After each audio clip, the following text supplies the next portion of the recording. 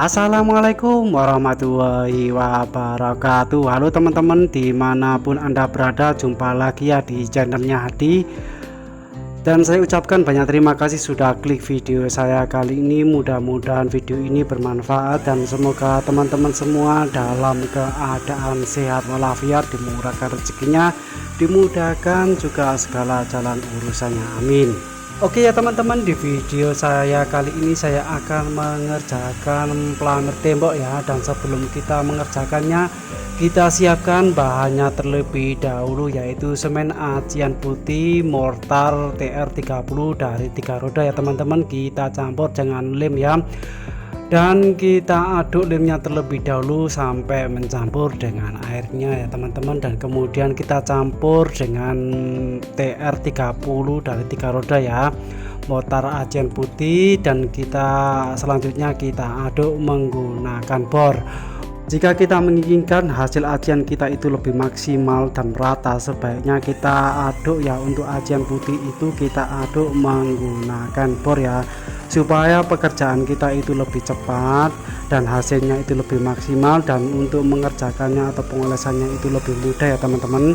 Jadi kita campur menggunakan bor seperti ini teman-teman, dan setelah kita aduk hingga mencampur dan merata ya teman-teman, hasilnya kurang lebih seperti ini ya teman-teman, tidak terlalu encer dan tidak terlalu kental.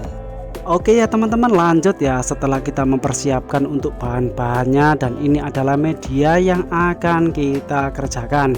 Dan tembok ini setelah kita plaster itu dalam keadaan kasar dan belum diaci sama sekali, dan tembok ini dalam keadaan sangat kering ya teman-teman.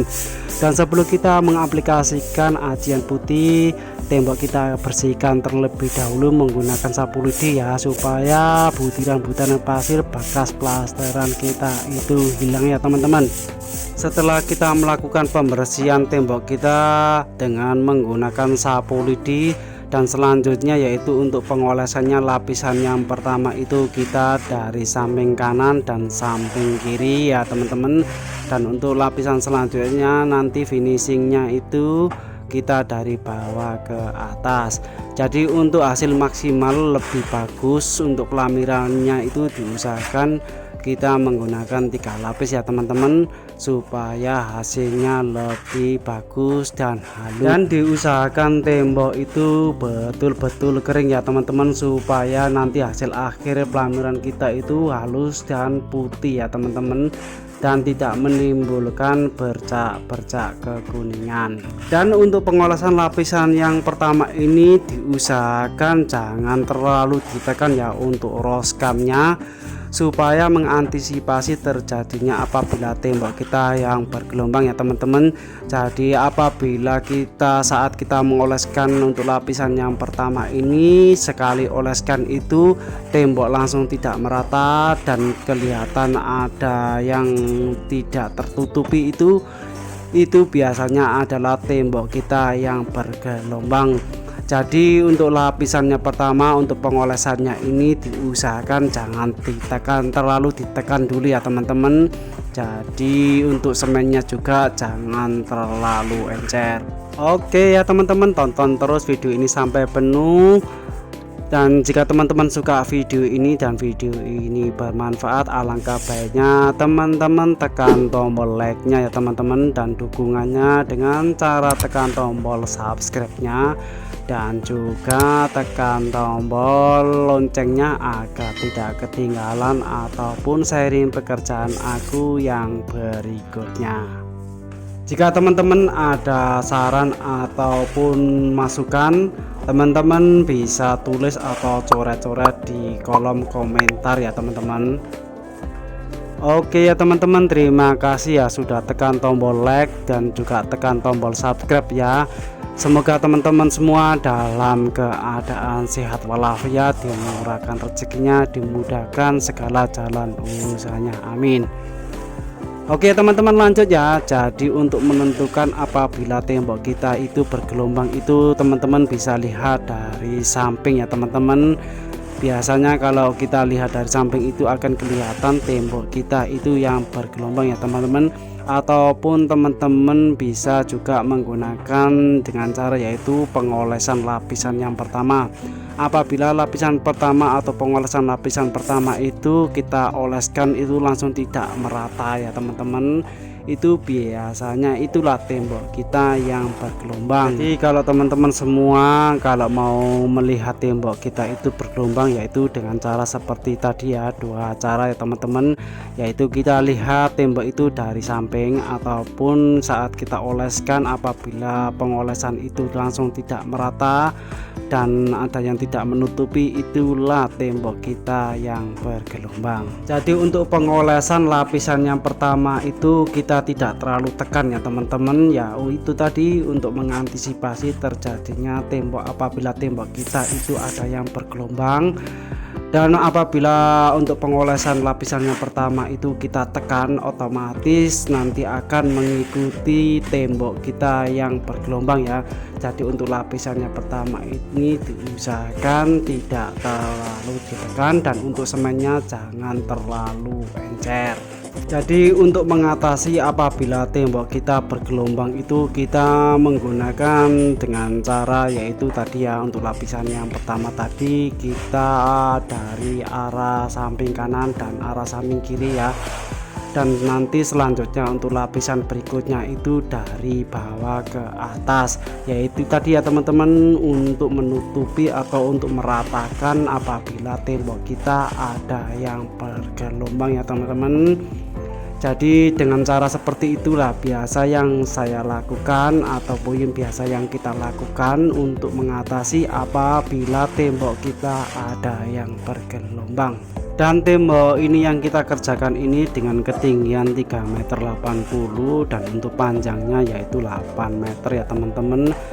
Dan untuk pelamirnya ini kita menghabiskan semen Asean TR30 dari 3 roda itu 1 bungkus ya, ataupun 40 kg dengan beratnya ya teman-teman. Dan untuk lemnya kita menghabiskan 2 kilo lem Raja Wali ataupun 2 bungkus kemasan lem Raja Wali. Mungkin teman-teman yang nonton video ini ada yang bertanya ya, Bang, kalau TR30 dari 3 roda ini bisa nggak kita gunakan di tembok luaran? Kalau menurut pengalaman saya selama ini kita menggunakan mortar Asean TR30 dan 3 roda ini bisa kita gunakan, tapi diusahakan untuk lemnya itu ditambah ya teman-teman. Dan setelah kita aci hingga kita tunggu hingga kering itu kita cat ya, kita lapisi cat yang ada lemnya ataupun cat yang sejenis snowdrop ya, supaya tahan ataupun lebih kuat ya teman-teman dari hujan dan panas.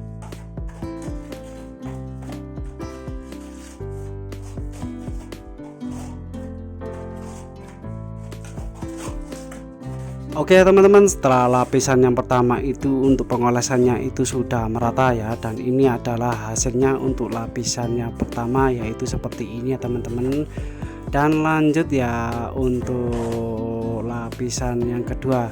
Jadi tadi untuk lapisan yang pertama itu untuk pengolesannya itu kita dari samping kanan ataupun samping kiri, dan ini adalah lapisan yang kedua. Untuk lapisan yang kedua itu untuk semennya itu kita tidak terlalu kental ya, jadi untuk semennya itu agak kurang lebih encer ya teman-teman, untuk mempermudah saat pengolesannya. Jadi tadi untuk lapisan yang pertama dari samping kiri dan samping kanan, dan ini adalah lapisan yang kedua. Jadi untuk pengolesan lapisan yang kedua itu kita dari bawah ke atas ya. Jadi untuk lapisan yang kedua ini gunanya untuk meratakan sekiranya tembok kita tadi itu kurang merata ya teman-teman. Jadi untuk meratakan kita menggunakan lapisan yang kedua ya teman-teman. Jadi tadi untuk lapisannya pertama itu kita dari samping kanan dan samping kiri, dan ini adalah lapisannya kedua kita dari bawah ke atas tujuannya untuk meratakan apabila tembok kita ada yang kurang merata. Dan untuk pengolesan lapisan yang pertama tadi itu kita tunggu jeda sekitaran 15 hingga 20 menit ya, tergantung dengan tembok atau kelembapan tembok kita ya. Dan setelah kita tunggu hingga setengah kering, selanjutnya lapisan yang kedua. Kalau lapisannya kedua itu pengolesannya sudah merata, selanjutnya kita tunggu juga ya teman-teman sekitaran 20 menit ya. Kita tunggu tembok ini setengah kering ya, jangan terlalu kering. Dan setelah itu untuk tahap selanjutnya yaitu untuk menghaluskan atau mengkilapkan tembok kita ya, yaitu menggunakan spons dan air dan juga roskam. Dan untuk roskamnya kita bersihkan menggunakan air dan spons ya teman-teman. Setelah itu kita oleskan di tembok dengan cara memiringkan roskamnya ya, supaya tembok kita itu betul-betul halus.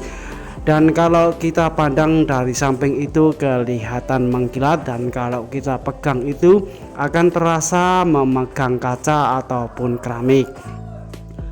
Oke ya teman-teman, kurang lebih seperti itu ya penjelasan saya. Bila penjelasan saya ini ada kekurangan, teman-teman bisa beri masukan ya, ataupun saran, dan teman-teman bisa tulis di kolom komentar ya.